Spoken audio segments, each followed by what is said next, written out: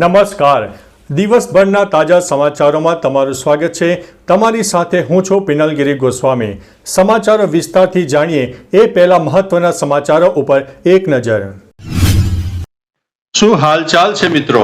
આજે તારીખ થઈ ગઈ છે 10 જુલાઈ 2026. દેશ અને દુનિયાના 25 મહત્વના સમાચારો ઉપર એક નજર. પ્રથમ વાત કરીએ તો ગુજરાતના મહત્વના સમાચારની. Data centre policy launch. ગાંધીનગરમાં મુખ્યમંત્રી ભૂપેન્દ્રભાઈ પટેલે વિકસિત ગુજરાત ડેટા સેન્ટર પોલિસી 2026-29 જાહેર કરી છે, જેનો લક્ષ્ય 6 લાખ કરોડનું રોકાણ આકર્ષવાનો રહેલો છે. રિન્યુએબલ એનર્જીમાં ગુજરાત પ્રથમ. ક્લીન એનર્જીમાં ગુજરાતે દેશમાં 50.38 GW ક્ષમતા સાથે પ્રથમ સ્થાન જાળવી રાખ્યું છે. સુરત પૂર રાહત પેકેજ.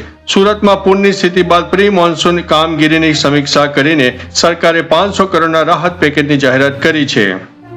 વલસાડમાં મોટું કૌભાંડ. EI પ્લેટફોર્મ બોટ બ્રોના નામે 28 રોકાણકારો સાથે 3.40 કરોડની ઓનલાઈન છેતરપિંડી આચરવામાં આવી છે. નદીમાં ગેસ સિલિન્ડર વહ્યા.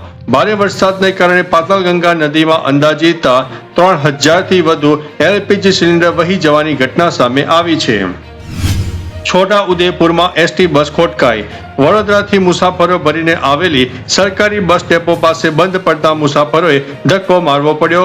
વિડીયો વાયરલ થઈ રહ્યો છે. સુરત કોર્ટ કેસ મોકૂફ. સુરતમાં વરસાદી સંકટને કારણે હાઈકોર્ટે નાસિરનગર કેસની સુનાવણી 28 જુલાઈ સુધી લંબાવી દીધી છે. અમદાવાદમાં ભારે વરસાદ. અમદાવાદના અનેક નીચાણવાળા વિસ્તારોમાં ધોધમાર વરસાદથી જળબંબાકાર અને ટ્રાફિક જામની સ્થિતિ સર્જાઈ ગઈ છે. હવે વાત કરીશું રાષ્ટ્રીય સમાચારની. મહારાષ્ટ્રમાં ભારે અકસ્માત. થાણેમાં ગર્ડર લોન્ચિંગ મશીન ધરાશાયી થતા 15 મજૂરોના કરુણ મોત થયા છે. 15 ઓગસ્ટની તૈયારીઓ શરૂ. દિલ્હીના લાલ કિલ્લા પર સ્વતંત્રતા દિવસની ઉજવણી માટે સુરક્ષા અને સજાવટની તૈયારીઓ તેજ કરી દેવામાં આવી છે. Railway chief collector suspend. First ક્લાસના કોચમાં હનીમૂન શૂટ જેવી ખાનગી સજાવટ કરવાના મામલે રેલવે તંત્રએ કડક પગલાં લીધા છે. મુંબઈના તળાવો છલકાયા. મુશળધાર વરસાદને કારણે મુંબઈને પાણી પૂરું પાડતા વિહાર અને તુલસી તળાવ ઓવરફ્લો થઈ જવા પામ્યા છે. મહારાષ્ટ્રમાં ભૂકંપના આંચકા. વરસાદની આફત વચ્ચે મહારાષ્ટ્રના 3 જિલ્લાઓમાં હળવા ભૂકંપના આંચકા અનુભવાયા છે. મહારાષ્ટ્રમાં રાજકીય ગરમાવો. Palghar Vasai missing link project મુદ્દે રાજ ઠાકરે CM દેવેન્દ્ર ફડણવીસ પર આકરા પ્રહારો કર્યા છે. વસઈ વિરારમાં રેલવે ટ્રેક ઊંચા કરાશે. દર વર્ષે ભરાતા પાણીની સમસ્યાથી બચવા પશ્ચિમ રેલવે ટ્રેકને 400 મિલીમીટર ઊંચા કરવાનો મોટો નિર્ણય લેવામાં આવ્યો છે. આંતરરાષ્ટ્રીય અને વેપાર સમાચાર. PM મોદીની ઓસ્ટ્રેલિયા મુલાકાત. PM મોદીએ મેલબોર્નમાં ઓસ્ટ્રેલિયા PM અલ્બેનીઝ સાથે ડિફેન્સ અને ક્રિટિકલ ટેકનોલોજી પર મોટી ડીલ કરી છે.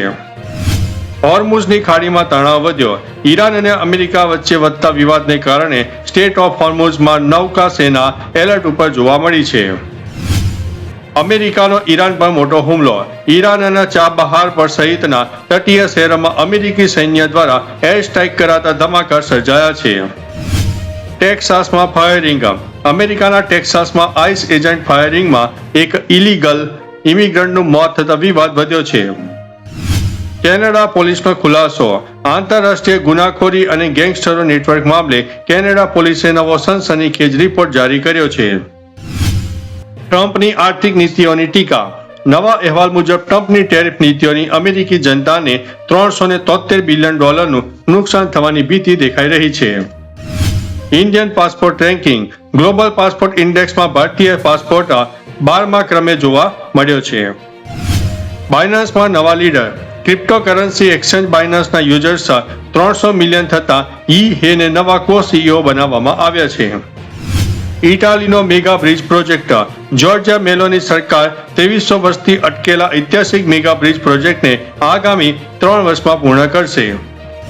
અમેરિકામાં ડિપોર્ટેશન તેજ. DHS સેક્રેટરીના જણાવ્યા મુજબ ગેરકાયદેસર રીતે રહેતા લોકોને રિપોર્ટ કરવાની પ્રક્રિયા ઝડપી કરવામાં આવી છે. તો મિત્રો, આ સમાચાર તમને કેવા લાગ્યા ચોક્કસથી માહિતી આપજો. આપણે ફરીથી નવા ને નવા સમાચાર લઈને મળતા રહીશું. ત્યાં સુધી અમને રજા આપશો. નમસ્તે.